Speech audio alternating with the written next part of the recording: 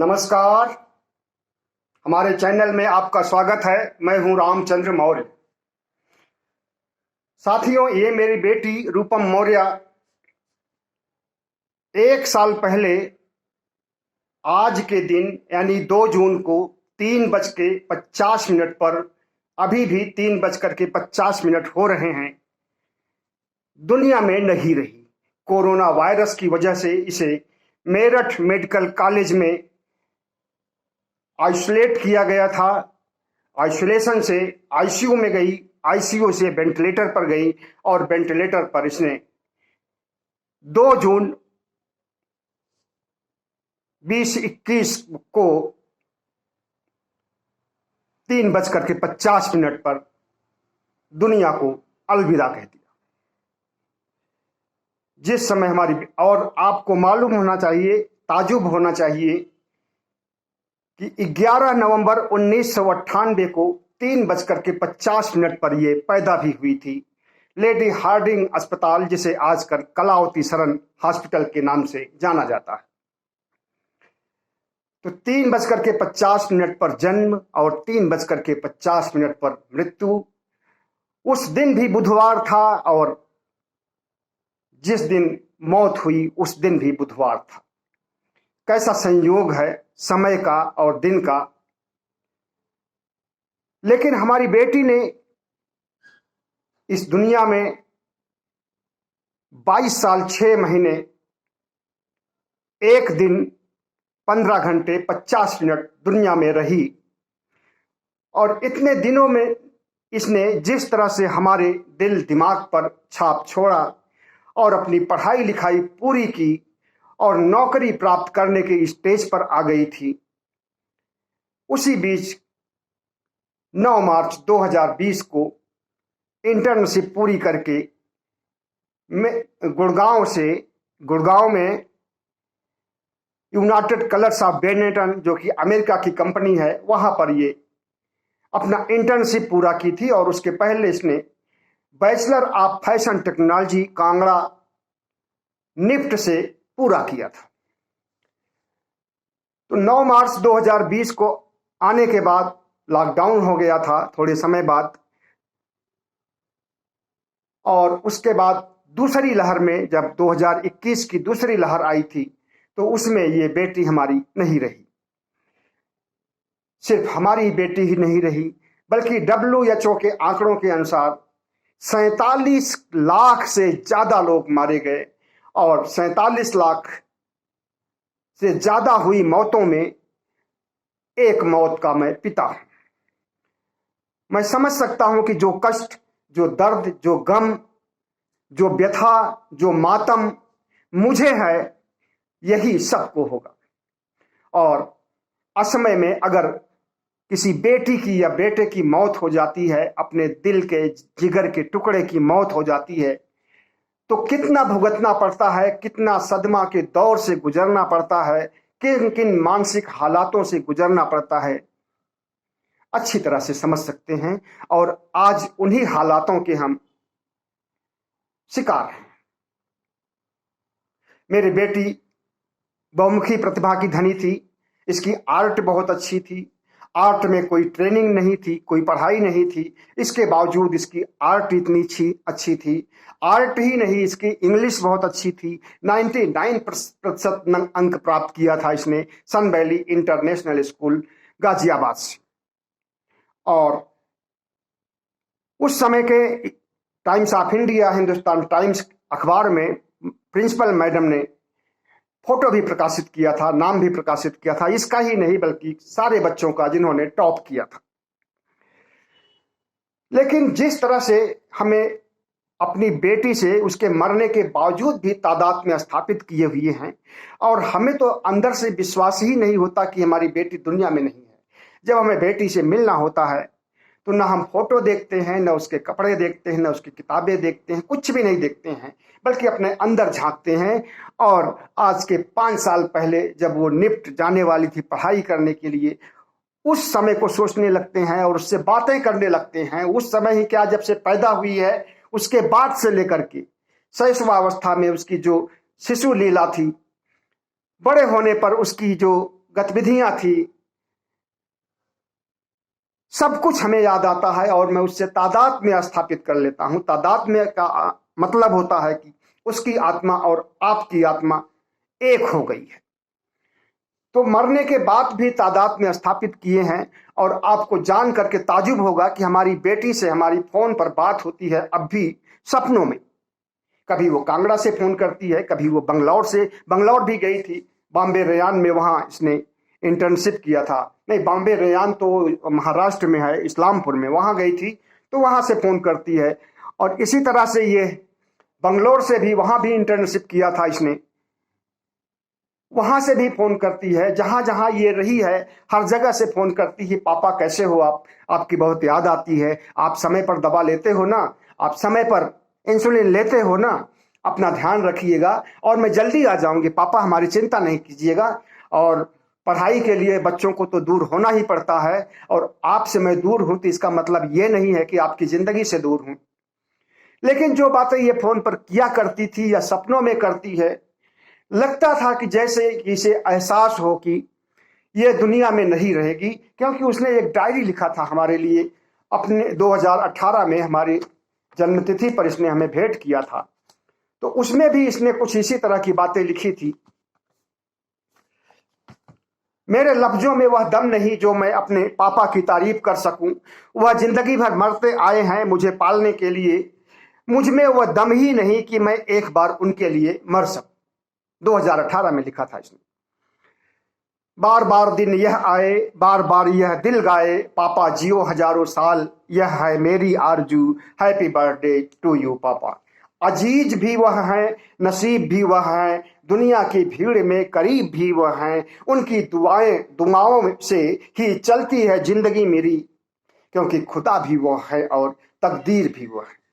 उंगली पकड़कर चलना सिखाया मुझे, अपने नींद देकर चैन से सुलाया मुझे, अपने आंसू छुपा करके हंसाया मुझे, कोई दुख ना देना ऐ खुदा उनको, ले लेना जान जो कभी रुलाया उनको। मैंने आपको पहली बार 11 नवंबर 1998 को देखा था, जब मैं पैदा हुई थी और हमें होश भी नहीं था कि आप हमारे फादर। लेकिन आपने बड़े होते होते हमें जो कुछ हमारे बचपन के बारे में बताया वो सब मुझे याद है और जिंदगी भर याद रहेगा। आपने बताया कि जब मैं 9 महीने की थी तभी मैं पा पा पा 4-5 बार बोली थी और उसी दिन से पापा बोलने की शुरुआत मैंने की थी। लेकिन इस पा पा पा पर आपको जो मुस्कुराहट हुई थी और आपको पापा बनने का जो आनंद मिला था, जो सुख मिला था, उसे आपने जिस तरह से वर्णन किया है उसे मैं अक्सर सोचती रहती हूं। ये हमारी बेटी की तस्वीर है हमारे साथ जब छोटी थी। इस तरह से हमारी बेटी ने बहुत कुछ लिखा है हमारे बारे में, टाइम नहीं है कि उतना हम बता सकें। ये देखिए मुझे लड्डू खिला रही है।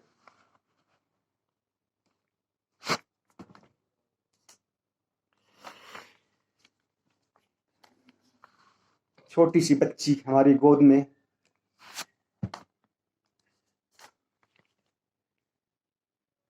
आपने बचपन से ही मेरे लिए बहुत कुछ किया। आप हमारे मम्मी भी हैं, आप हमारे पापा भी हैं और इतना ही नहीं, आप हमारे भगवान भी हैं। लेकिन मैं आपके लिए कुछ नहीं कर सकी और हमारी इच्छा है कि मैं आपके लिए बहुत कुछ करूं, लेकिन अभी हमारी स्थिति वो नहीं है कि मैं आपके लिए कुछ कर सकूं। इस तरह से हमारी बेटी ने जो कुछ भी लिखा है वो सब बहुत याद आता है और उसे जैसे एहसास था कि उसके साथ कुछ अनहोनी होने वाली है। 25 मार्च 2022 को उसका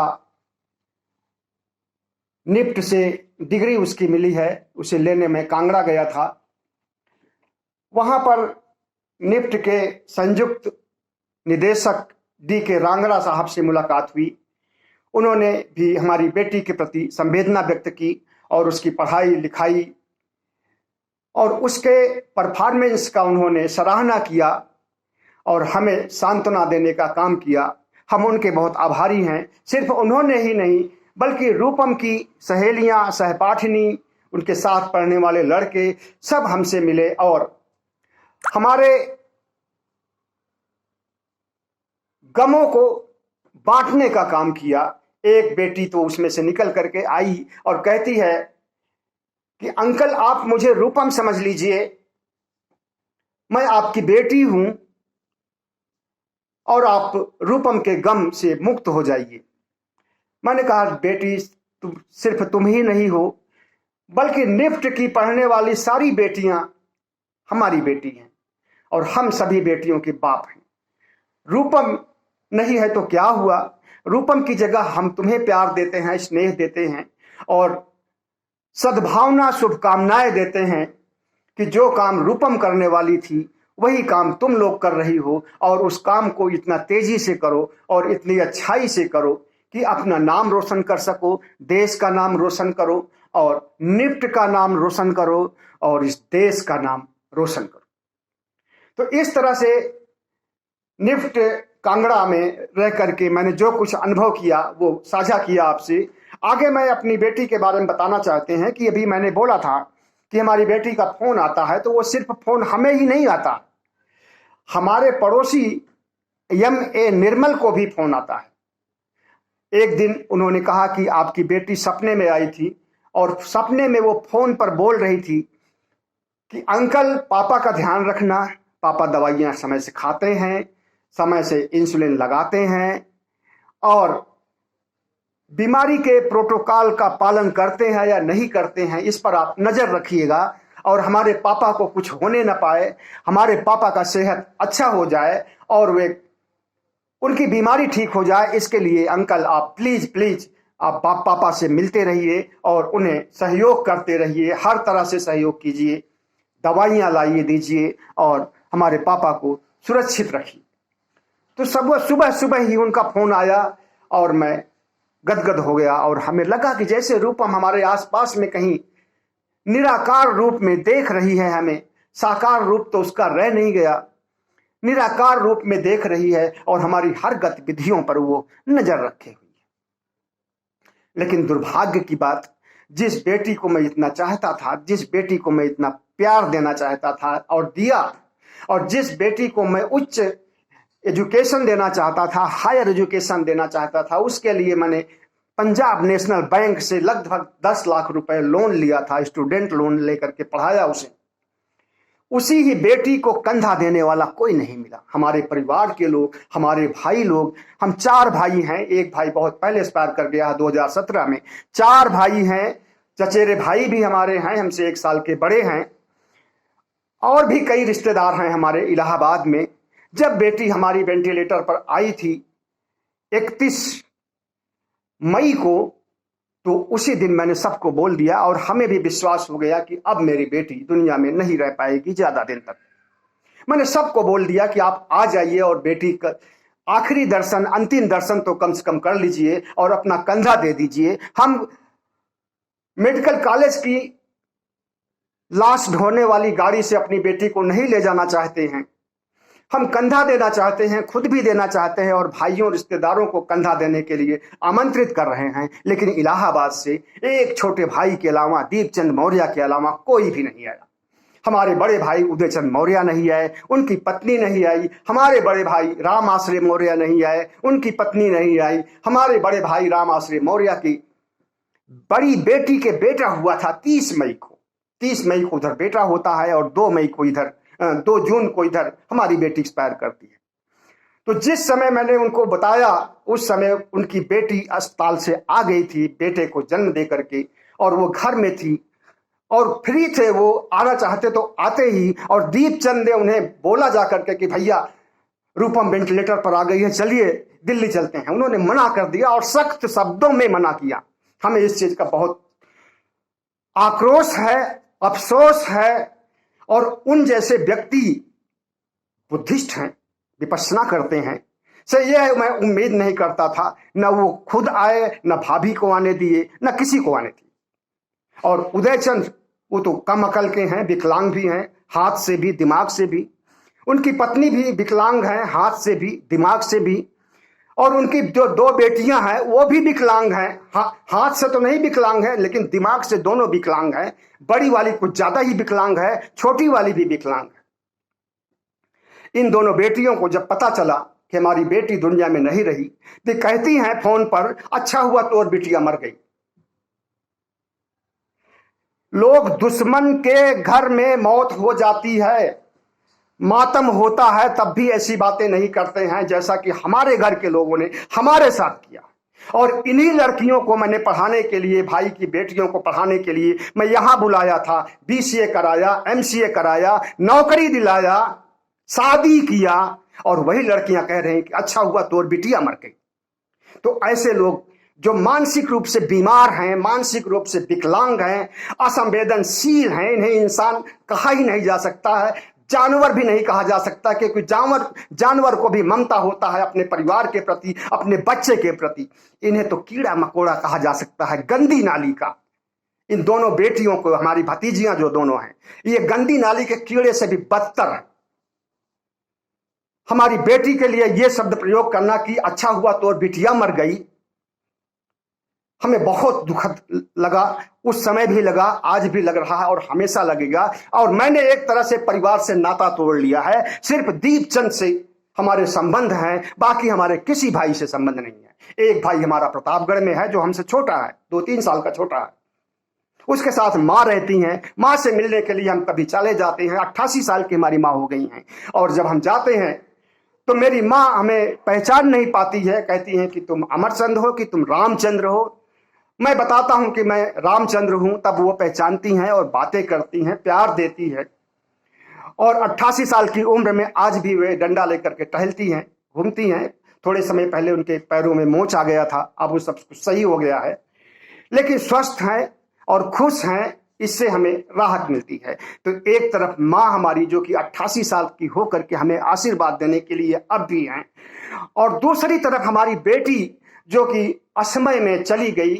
अभी इसकी उम्र ही क्या थी, अभी ये 22 साल 6 महीने की थी, और इस अल्पायु में इसको जो कुछ हुआ, और जो कुछ दुनिया में हर बेटियों को हुआ, और कोरोना से जितनी भी मौतें हुई हैं, सबका गम हमें है अपनी बेटी के साथ साथ। और उन परिवारों को हम संवेदना प्रकट कर रहे हैं, उन परिवारों को हम ढाढ़स बनाना चाहते हैं, सांत्वना देना चाहते हैं कि वे अपने को संभालें और राष्ट्र निर्माण में लगे रहें। तो साथियों, जिस तरह से हमारी बेटी को कंधा देने वाला कोई नहीं मिला, सिर्फ 2 भाई थे, और 2 भाई कंधा नहीं दे सकते थे, कंधा देने के लिए 4 होने चाहिए। तो मैं चाहता तो मजदूरों को बुला लेता, पैसा दे देता, 100 रुपए, 200 रुपए, 300 रुपए, और ले करके कंधे पर जाता, लेकिन हमें मजदूर रास नहीं आए। इसलिए मैंने मेडिकल कॉलेज मेरठ की से रिक्वेस्ट किया, तो उन्होंने, विदित भार्गव नाम उनका है, उन्होंने हमें 100 वाहन मुहैया किया। तो कंधा देने का गम हमें रहा कि मैं बेटी को कंधा नहीं दे पाया, लेकिन हमारे परिवार वालों को किसी को गम नहीं रहा, न भाई को, न भाभी को, और न अन्य किसी रिश्तेदार को गम रहा। अंतिम दर्शन करने की सोच भी उनकी नहीं थी कि बेटी मर रही है या मर चुकी है, उसके अंतिम दर्शन हो जाएंगे, मेरठ जाएंगे तो। लेकिन यह सोच भी किसी के अंदर नहीं। इन्हें हम क्या कहें, इंसान कहें या कुछ और कहें। तो साथियों, लेकिन जिस तरह से हमारी बेटी ने दुनिया में 22.5 साल रह करके जो काम किया है, उससे उसने हमारे ऊपर, हमारे समाज के ऊपर और हर संवेदनशील व्यक्ति के ऊपर एक अमिट छाप छोड़ी है, और उस अमिट छाप को कोई कभी भुला नहीं सकता। एक कलाकार के रूप में, एक बेटी के रूप में, और एक लिफ्ट की प्रोफेशनल के रूप में, और जिस तरह से उसकी आगे की मंशा थी, आगे का करियर था, भविष्य संवारने का मामला था, तो उसने हमारा नाम आरसी फैब्रिकेट और आरसी नामक ब्रांड बनाने के बारे में सोचती थी, जिसका कि जिक्र भी उसने इस डॉक्यूमेंट में किया है, सबसे नीचे की लाइन। तो इस तरह से हमें देखना चाहिए कि हमारे आसपास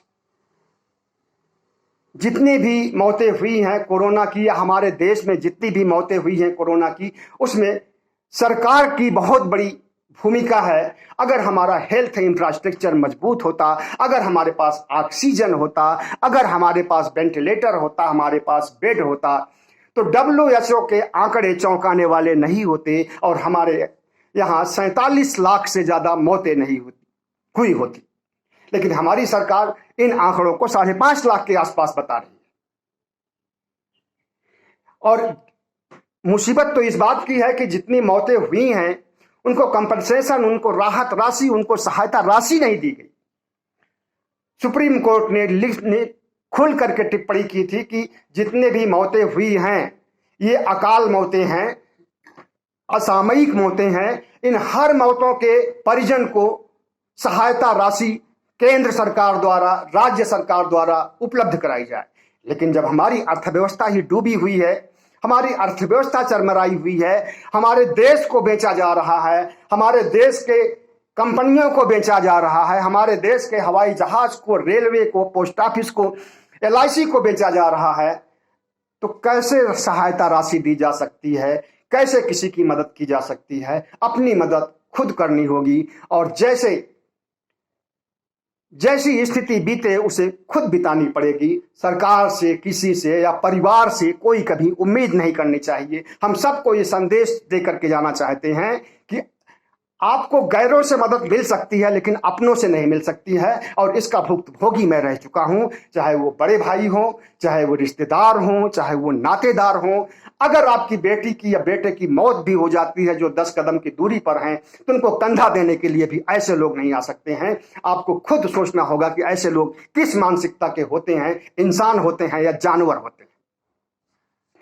तो साथियों, हमारी बेटी तो दुनिया में नहीं है, लेकिन बेटी से मैंने बहुत कुछ सीखा भी है और बहुत कुछ समय के साथ साथ इसने हमें सिखाया भी है। ऐसी बात नहीं है, हमने इसको सिखाया और हमसे ज़्यादा इसने हमें सिखाया था।